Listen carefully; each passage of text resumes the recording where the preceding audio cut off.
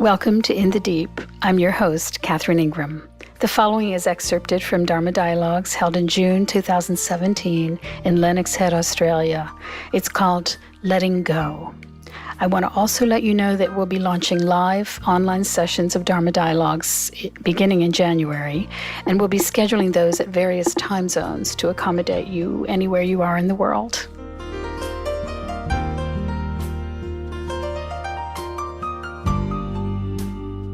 Security. We think a lot about it, don't we? We're very programmed to want it. You hear a lot about it. You hear a lot about it in terms of financial security, home security, retirement security, political security, right? It's a big theme that goes around. And relatively new in history, actually, in terms of expectation through most of human history. People really didn't store food as such. There wasn't enough to be storing it ahead of time until there was agriculture. When we were nomadic, you kind of ate on the run. Or there would be an animal that lasted for a week for the group. But there wasn't much long-term security, was there? And yet we're very programmed to want that, expect it, get anxious if we don't have that. I was listening to an interview with a world-famous comedian who is very, very wealthy. And he was talking about how, he keeps working. He has to keep working because he never feels a true sense of security. And that he hadn't felt that since he was a child. He used to feel it when he was a child and in the home of his family, but that he really hadn't known it since, which I found quite surprising given his stature in terms of his fame and wealth. But, it's really an inside job how you're feeling about security, isn't it? So it begs the question, where is this sense of, let's call it even just a feeling of safety or of well-being? How does one have that? Truthfully.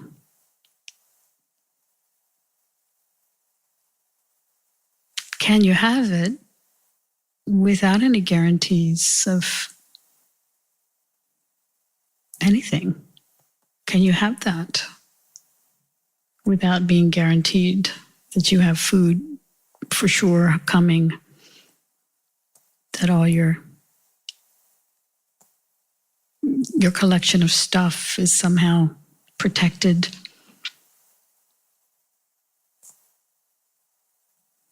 So, from my point of view, I notice what I rely on in this regard, because like everyone else, I'm afflicted with those kinds of conditionings. And when they arise, and whenever I notice I feel afraid in the face of it, my attention moves into not just the here and now, which is always good, but also a reliance on my capacity to let go as needed. I'm getting pretty good at that. If something goes, if something is taken, right, there's a loss of some sort, even though there may be some grief with it. There's a letting go, not fighting the fact of the loss. And I notice that I'm relying on that capacity to give a sense of well-being, to kind of give a sense of calm in the face of whatever is to come.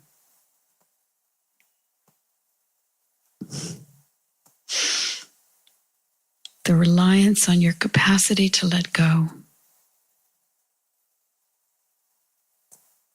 Now, there's a time for holding on. There's a time for holding on to certain things in that we're enjoying them, we're connected, there's a relationship, or there's children you're taking care of, or any number of things, caretaking a house. There's a time for the engagement, the full and beautiful engagement. As long as that's happening, as long as that's around, we engage and show up and do it well. But then, as things flow out of our hands, which they inevitably do, then what? Then it's the time for letting go. And one can become quite facile in letting go. I've had the great good fortune of knowing a lot of people who were very good at that. And seeing how kind of lightly and gracefully they've just let go of amazing things, you know. One of my close friends, she's in her 80s now. Her house burned down in one of the Malibu fires. She barely got out with her life. It happened so fast.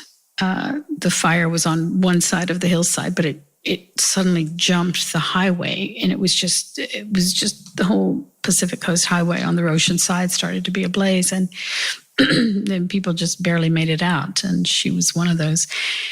And as she's driving down Pacific Highway, it's being covered by helicopters are filming it, and her daughter is watching in San Francisco. She's watching their family home on television being burned, and she's saying to her mother on the phone, "There it goes, Mom. It's going. It's gone. It's fully aflame." And her mother is driving in her car, listening to this information, and she felt this massive collapse inside, as we can imagine. You know, she had recently lost her husband. He had died of cancer. All of his paintings, all of their memorabilia, all of the photographs, gone. Anyway, there was one that she had put out actually by the ocean. There was one big portrait of the two of them, a fantastic picture of the two of them actually. And she'd put it out by the water's edge, and one of her neighbors had taken it into his house, which wasn't burned. But anyway, so there was one left. But anyway, my girlfriend said she felt this internal collapse, just everything, just, you know. And then she felt this incredible expansion, like all within about 5 minutes. And she just felt this gigantic wow. And basically she had this like major satori of herself being her home base, right? That actually her home base of herself was still there.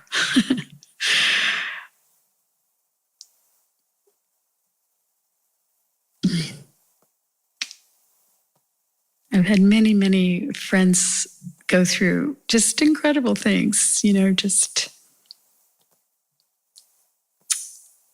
I've spoken a few times in the last few months about a dear friend of mine who got diagnosed with a brain tumor and was dead within a few months. And she literally went from just full gallop in her life to this weird diagnosis and out. But I talked to her through that period, even though I was here. And she was very light through it, and not in any, because of any brain damage. She was light because of her capacity to let go.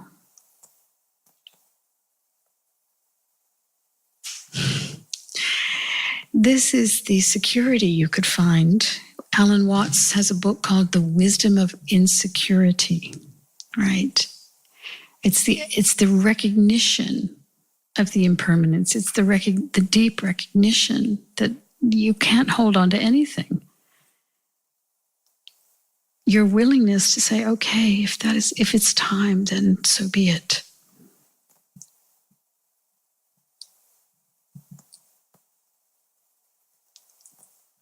And that willingness, that ability,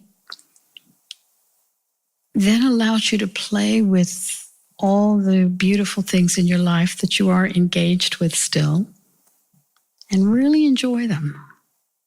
Really, really enjoy them.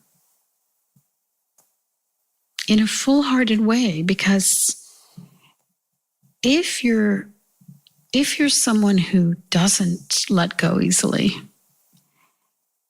then even engaging with things you love and feeling the great love of that can be a little scary, because you're panicked about the loss.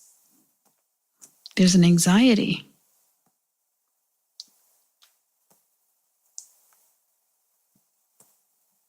Whereas if you feel fairly free-flowing in relationship to your stuff, your loved ones, not that you're detached from them, but that there's a certain recognition that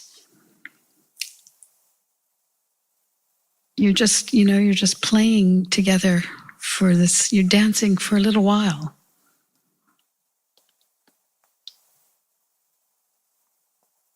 Yeah, so many of my friends, I've been through just amazing things, and it's been really inspiring to watch how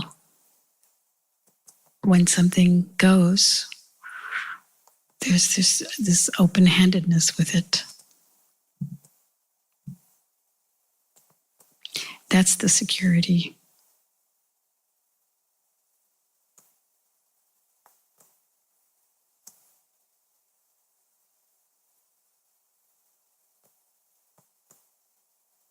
It's basically the security of being ready to die, right? To die to whatever certain circumstance, to die to whatever assumption, and to die to this world. It's a really powerful kind of security.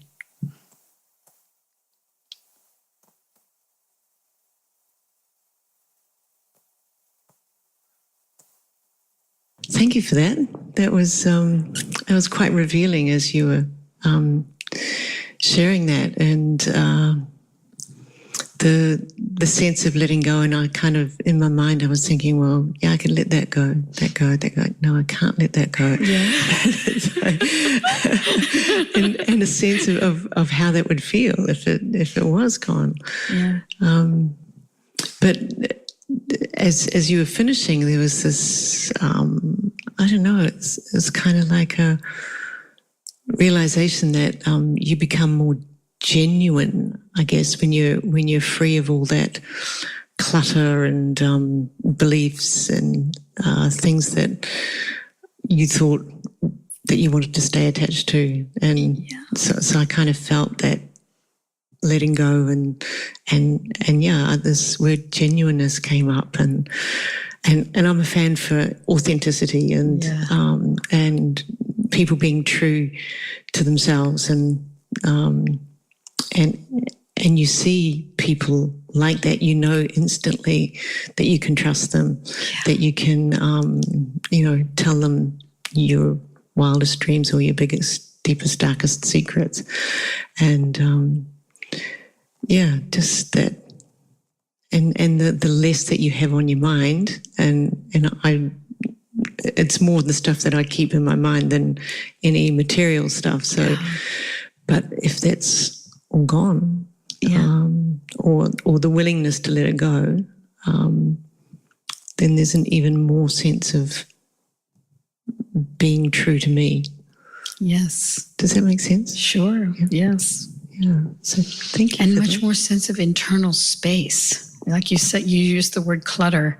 It's like the the clutter of beliefs, the clutter of having to maintain some presentation in the world, the clutter of our prejudices and all of it, it's like as you're willing to free them, what's left is this kind of sparkle of just kind of luminous awareness, right? That's just going to take in information as it comes and then process it through that kind of clarity. Right? But really this point of, yes, I hear you. There are certain things that you say, no, I'm not ready to let go of that. And of course, we all have that. We all have those feelings, of course.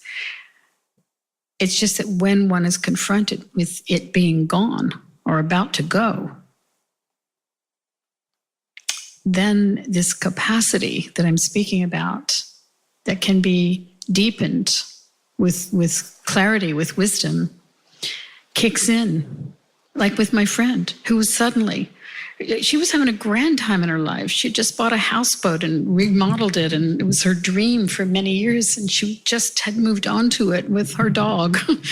And she was kind of at a phase where she was going to be retiring and had her money, because she sold a house, so she had all this money that the boat didn't cost very much, and she was going to be traveling. She had plenty of life, right? And then suddenly, no, she didn't. Suddenly she was faced with, this all's going to end very quickly. And yet she was so graceful through it, right? So my point is this, that yes, I'm all for passionate engagement, right? I love that and I encourage it. I find the kind of tepid detachment that a lot of spiritual circles promote contraindicated for wisdom or for love or for any number of good things. I see it as a kind of scaredy cat position. So I'm not at all suggesting this sort of detached from life or detached from the things you love, but rather a full engagement, maybe even more intensified by your clear knowing that this is a time-limited run, It's like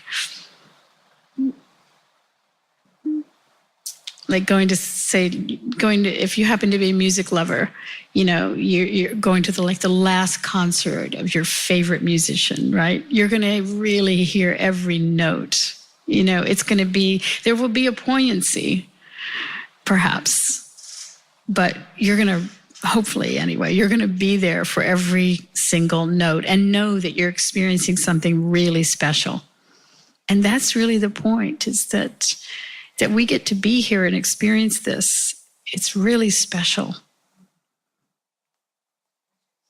Precious, yes, yes. I remember when our previous dog was 9 years old, he had a brush with death. He killed a cane toad. I remember that. And yes. that nearly killed him. And it gave me such an appreciation for him being in our life. And every morning that we woke up and he was still there, we said it's a bonus. Yes. Yeah, every day. And we really so enjoyed that last year with him because of that, because we knew that it could be gone any moment. We just didn't take it for granted anymore. And I actually feel that with the pets that we have now, even though the cats are only 1 year old, Jessie is only 3.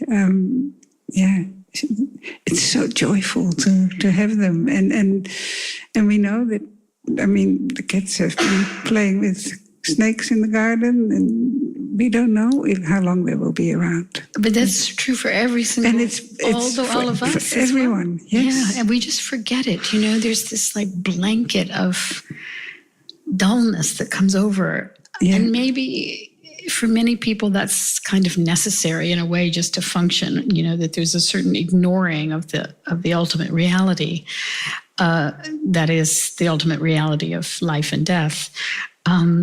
Maybe that's adaptive in some way for a lot of people. But I find, especially because of living in Dharma circles, I find that people who are hyper aware of, not hyper in terms of obsessive, but just acutely aware of the impermanence, they live much more in what you're describing, which is in this kind of sense of preciousness and gratitude, which actually has a lot of happiness with it, a lot of well-being, and a lot of grace as you make your exit, Yeah. Right. The other thing, what I've noticed is, I was having a conversation with a friend this week, and her mother's got dementia, my mother's got dementia, and she was talking about how she's trying to eat the right things and to make sure that she gets the right nutrients to prevent herself getting dementia. And I do the same. Yeah. Not always. As you know, on holidays, all the rules are. But I also know, seeing my mum with her dementia and having seen her go down that road over the years, there are no guarantees. Right. And there's so many people that I hear that say, oh, I can handle a lot of things, but I don't want to get dementia. Who knows? Yeah. Who knows whether you get that or not? And yeah, obviously it's not something I want to call upon myself, but it's also that we're not in control. Yeah. Yeah. Right. Yeah. And to make peace with even that. Yes. Very good. Yeah. That would be a hard one, but yes. Yes. Yeah. Yeah. And when I see my mum blissfully and aware of all the fear that she had of going down that road, and just so in the moment, and there's such a teaching as well.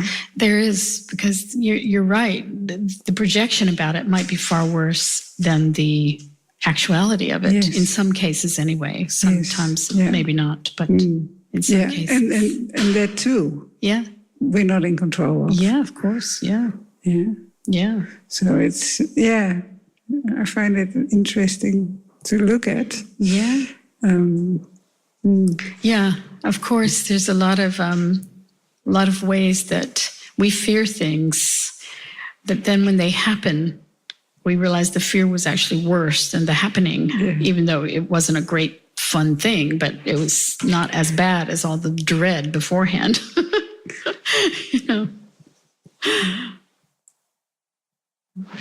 I have quite a medical background for many, many years in palliative care, terminal. And so actually death is all the time. It's around your it's awareness. all the time here. Yeah. And I often talk about it, and many people are completely shocked, because it's so in my daily life. Yeah. Well, the denial of death is very popular. Yeah. There's a famous book called The Denial of Death by Ernst Becker. He won the Pulitzer Prize for it. I think he wrote it in the 70s. And it's brilliant. It's, and he talks about just how pervasive it is. And then based on his work, these other psychologists developed something that they called, they looked at something that they call terror management strategy. The ways that we find ways to just somehow ignore, push away, don't look at, deny death, But when there's this recognition of it and And of course, as I just said, Dharma people tend to have a much higher awareness of it, I've noticed. It also becomes your ally, right? It becomes your ally. You're living in reality, and therefore you're not frittering away. You're not oblivious. You're not dulled by the conditioned mental thrust, of more, right? I got this beautiful email this morning from one of my close friends. I'd love to read it to you, actually. It's just short, but it was so beautiful because she had lived a high life. She was a famous singer, and she was in a relationship with Leonard Cohen for a long time. He produced an album for her, along with several other albums that she already had. Anyway, fast forward in time, she left Los Angeles. She moved to Croatia, where she had never been. She'd never been there before she moved there. She had one friend.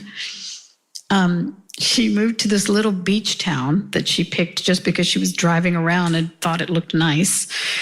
And she set up a life there in Croatia. Then she eventually met this guy and married him. He's half Italian, half Croatian. His family has sort of a farm on the Italy side. And she wrote me this email today that was it was such pure Dharma. I had sent her the Bob Dylan speech that he just recorded, his Nobel acceptance speech, which just came out this week. I had sent that to her.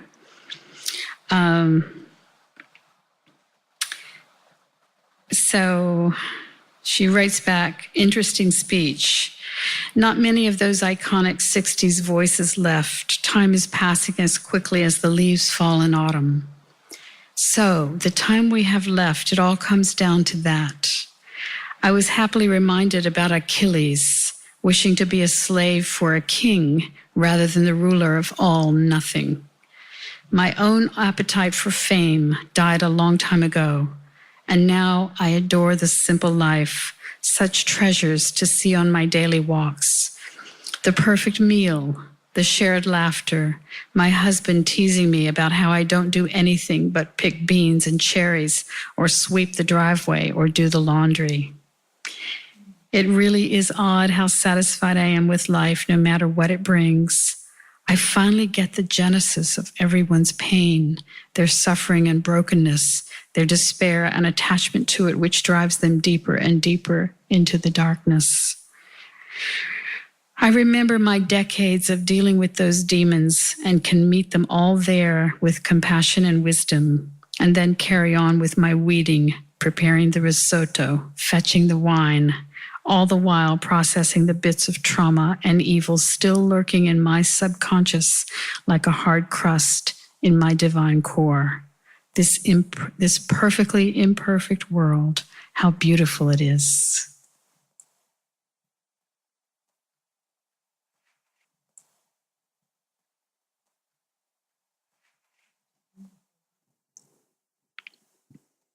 Last week you were talking about kind of tuning into this. Yeah. So, which is lovely. Very quiet. I just feel like with you're saying like anxiety and fear coming up, which is coming up massively in this session. The more I let this be tuned or whatever, it feels like it's a letting go of control. Yeah. That's what I'm speaking about today. Yeah. Yes. That feels like death. Right. Except that it isn't. Is that the trick? It's the recognition, right, that there are only a tiny few things we're in control of, right? There's not many. And the pressure and the urge to be in control, which again, it's part of this illusion of security that we're indoctrinated with to try to find. That in itself becomes the straining thing, but you get kind of used to it, and it becomes your way of operating. You wake up into it, right? But often life will let you know, in fact, you weren't in control. You thought you were in control, but you weren't. Isn't it true? Yeah. Like, I don't know if you've ever, you guys might not have this at amusement parks. I don't even know if you have amusement parks anymore, but when I was growing up, we had bumper cars. Do you have those? So, it would be, you're driving on your bumper car and you go this way and the car goes that way, and you go this way, the car goes that way. But sometimes you're turning the wheel and your car is going on a completely different way. And you begin to suspect it's on a track that you thought you were in control of, but you're not. Isn't it? I used to get really angry when that happened. Yeah. Oh, I don't want to go Right. I know, yeah.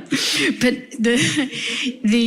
it's a lot like life, as much as one tries one's best to direct the river, it flows on its own. And, your little domain of control is basically where you're putting your attention. That's really it. Like, what are you doing with your attention? You have a little tiny rudder there, but that can make all the difference, because what you're doing with your attention conditions how you're experiencing the very moment you're in. That's what gives you the taste of the moment you're in.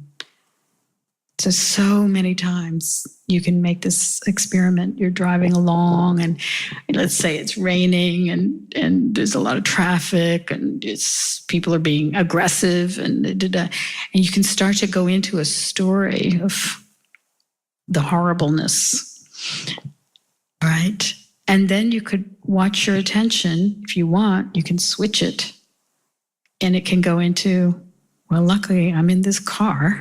I'm not out in the rain, and I can just drive very, very carefully. I have that control of this little amount of control. I can drive very, very carefully and just be chilled out and not tell any story. I one time was on my way to Dharma Dialogues in Los Angeles, and as can often happen, there was this bumper to bumper traffic jam. That looked like it was miles long, and people were going ballistic. I mean, people were banging on their horns, and everybody was it felt dangerous just because of the level of tension.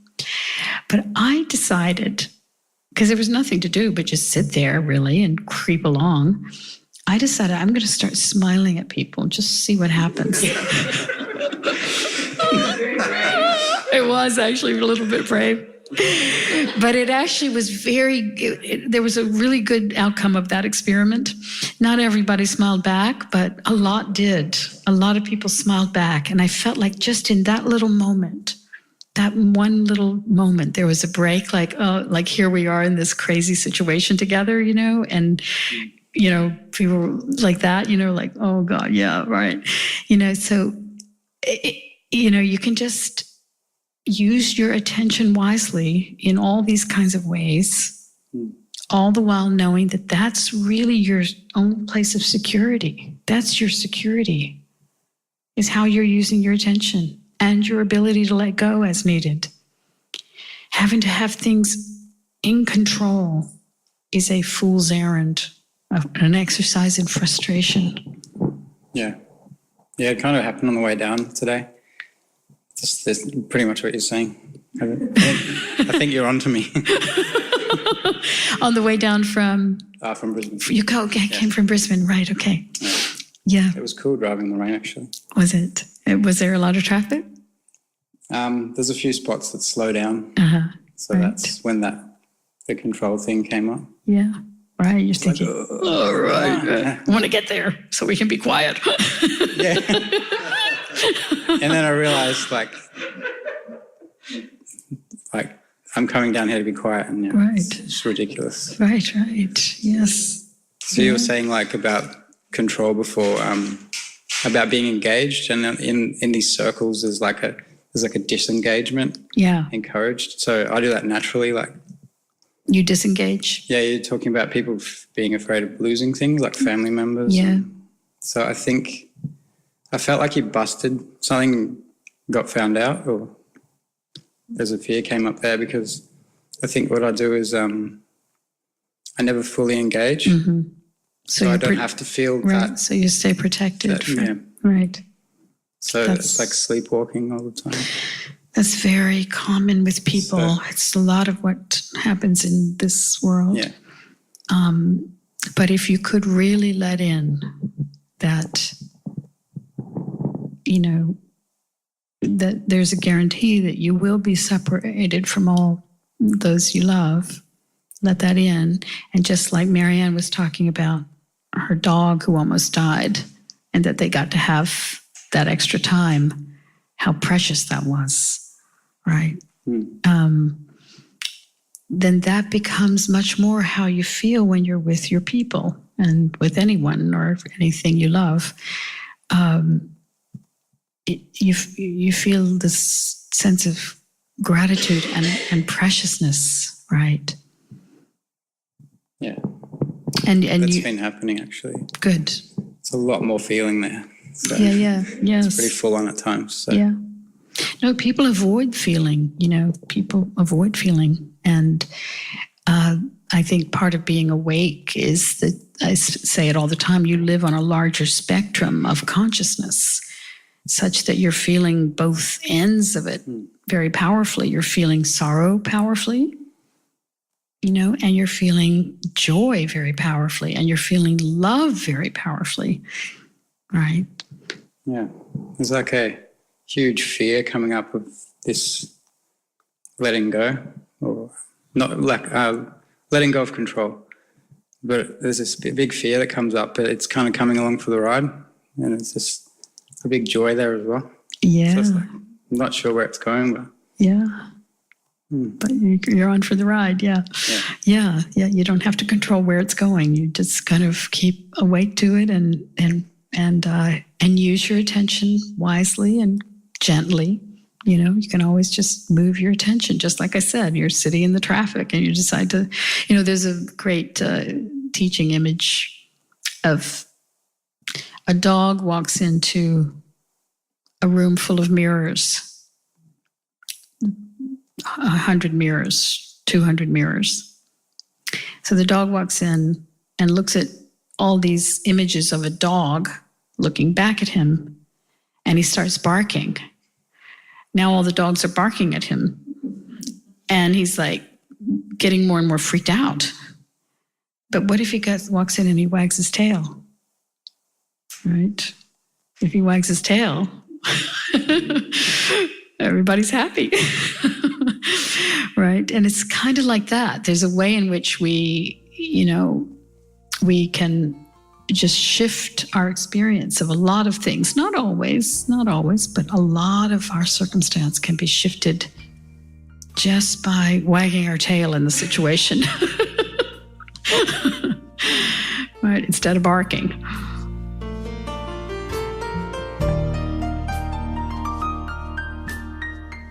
This has been In the Deep. You can find the entire list of In the Deep podcasts at katherineingram.com, where you can also book a private session by phone or Skype and see my schedule of upcoming events. If you're a regular listener, please consider making either a one-time or a recurring tax-deductible donation in any amount that is comfortable for you. Till next time.